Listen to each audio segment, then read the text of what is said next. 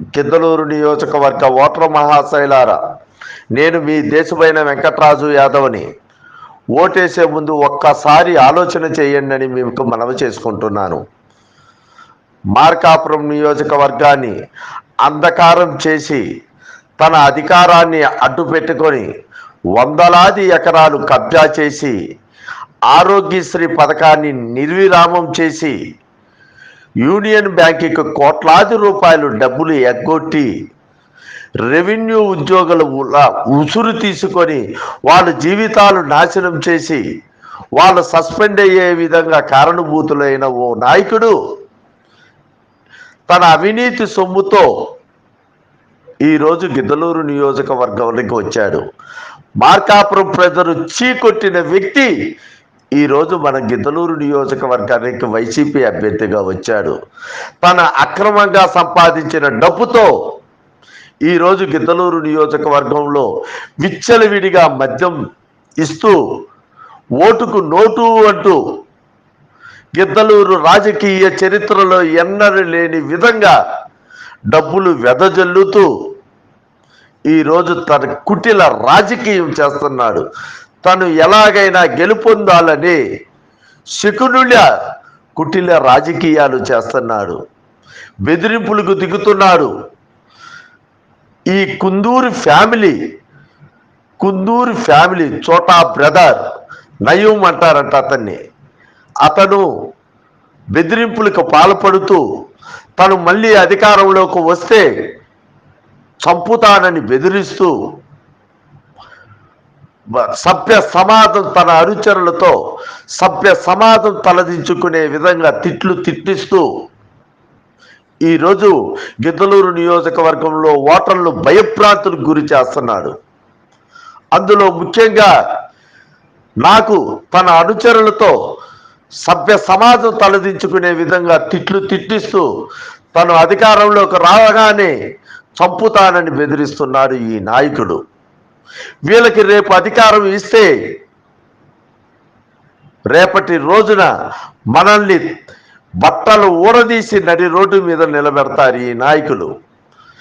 గిద్దలూరు నియోజకవర్గంలో ప్రభుత్వ భూములను కూడా కబ్జా చేస్తారు వీళ్ళు బడిపంతులు పాఠాలు చెప్పిన బడిపంతులు స్థలాన్నే కబ్జా చేసిన ఈ నాయకులకి మనం ఒక లెక్క. ఓటర్ మహాశైలారా, ఒక్కసారి ఆలోచన చేయండి. అక్రమంగా సంపాదించిన డబ్బుతో విచ్చలవిడిగా మద్యం చేస్తున్నారు ఈ కుందూరు ఫ్యామిలీ గిద్దలూరు నియోజకవర్గంలో. అలాగే ఓటుకు నోటుకు విచ్చలవిడిగా డబ్బులు వెదజల్లుతూ ప్రలోభాలకు గురి చేస్తూ బెదిరిస్తూ వినకపోతే బెదిరిస్తూ కుటిల రాజకీయం చేస్తున్నారు ఇలాంటి నాయకులకు రేపు ఓటు వేస్తే మన జీవితాలు సర్వనాశనం అవుతాయి. కాబట్టి ఈ నాన్ లోకల్ వ్యక్తిని ఏం చేయాలి? మనం ఒక్కసారి ఆలోచన చేయండి. ఏం చేయాలి ఈ నాయకుడిని? మనకున్న ఆయుధం ఏంది? ఈ నాయకుడిని తరిమి కొట్టాలంటే మనకున్న ఆయుధం ఏంటిది అనేది ఒక్కసారి ఆలోచన చేయండి. మనకున్న ఆయుధం ఒకటే, ఓటు అనే ఆయుధం. ఆ ఓటు అనే ఆయుధంతో ఈ నరరూప రాక్షసుణ్ణి, ఈ కుందూరు ఫ్యామిలీని గిద్దలూరు నియోజకవర్గాన్ని నుంచి తరిమి కొడదాం. మన గిద్దలూరు నియోజకవర్గాన్ని అభివృద్ధి చేసుకుందాం. గతంలో 3 సంవత్సరాలు అధికారంలో ఉంటే ఎన్ని అభివృద్ధి కార్యక్రమాలు చేశాడో మనం కల్లారా చూసాం. అలాంటి నాయకుడికి మనం గెలిపించుకుందాం. అవినీతి సొమ్ముతో వెదజల్లుతున్న ఈ డబ్బుల్ని ఈ నాయకుల్ని మనం తరిమి కొడదాం. గిద్దలూరు నియోజకవర్గాన్ని అభివృద్ధి చేసుకుందాం. ఈ నాయకుడు కానీ గిద్దలూరు నియోజకవర్గంలో గెలిస్తే మన ఆస్తులు కూడా దోచుకుంటారు. పాఠాలు చెప్పిన బడిపొంతుల స్థలాలే కబ్జా చేసిన నాయకుడు ఇతను.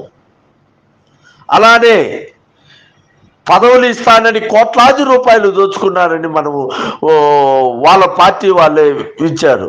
అలాంటి అవినీతి సొమ్ముతో 100 ఎకరాలది కబ్జా చేసిన సొమ్ముతో అవినీతికి పాల్పడి వచ్చిన డబ్బుతో ఈరోజు గిద్దలూరు నియోజకవర్గంలో మళ్ళీ అధికారంలోకి రావాలని కలలు కంటున్నాడు. కాబట్టి ఓటర్ మహాశైలారా, ఒక్కసారి ఆలోచన చేయండి. మన లోకల్ వ్యక్తి అయినా, స్థానికుడైనా మన ముత్తుముల అశోక్ రెడ్డి అన్నకు ఓటేద్దాం. గిద్దలూరు నియోజకవర్గాన్ని అభివృద్ధి చేసుకుందాం. నాన్ లోకల్ వ్యక్తిని ఓటు అనే ఆయుధంతో తరిమి కొడదాం. ఇప్పుడు వేసే మన ఓటు ఎంతటి ప్రధానమైనదంటే మన స్థలాలు మనం కాపాడుకోవచ్చు, మన భవిష్యత్తు మనం నిర్ణయించుకోవచ్చు. కోతవేటులో ఉండే అశోక్ అన్నను మన సమస్యలు వస్తే విన్నవించుకోవచ్చు. ఈ నాయకుడికి ఓటేస్తే మనల్ని చంపటానికైనా సిద్ధమవుతాడు ఈ నాయకుడు. కాబట్టి ఓటర్ మహాశైలారా, ఒక్కసారి ఆలోచన చేయండి. ఇతను చేసిన అవినీతి, ఈ వైసీపీ అభ్యర్థి చేసిన అవినీతిని మనం ఓటు అనే ఆయుధంతో తరిమి కొడదాం. ముత్తుమూల అశోక్ అన్నను గెలిపించుకుందాం. మే 13న జరిగే సార్వత్రిక ఎన్నికల్లో అశోక్ అన్నకు ఓటేద్దాం. సైకిల్ గుర్తుపై ఓటేద్దాం. గిద్దలూరు నియోజకవర్గాన్ని అభివృద్ధి చేసుకుందాం. అలాగే ఈ భూ కబ్జాదారుణ్ణి, ఈ అవినీతి పరుణ్ణి గిద్దలూరు నియోజకవర్గాన్ని నుంచి తరిమి కొడదాం. ఒక్కసారి ఆలోచన చేయండి. ఓటర్ మహాశైలారా, మనకు తక్కువ సమయమే ఉన్నది. ఒక్కసారి ఆలోచన చేయండి. మీ ఓటు అనే ఆయుధంతో ఈ కుందూరి ఫ్యామిలీని తరిమి కొడదాం. గిద్దలూరు నియోజకవర్గాన్ని అభివృద్ధి చేసుకుందాం. సైకిల్ గుర్తుపై ఓటేద్దాం. అశోక్ అన్నని గెలిపించుకుందాం. గిద్దలూరు నియోజకవర్గాన్ని అభివృద్ధి చేసుకుందాం. జై తెలుగుదేశం, జై అశోక్ అన్న.